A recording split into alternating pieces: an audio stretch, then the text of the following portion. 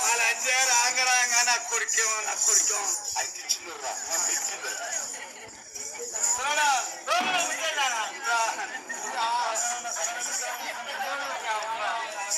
భద్ర నాన్నని పెళ్లి చేస్తాను ఆయన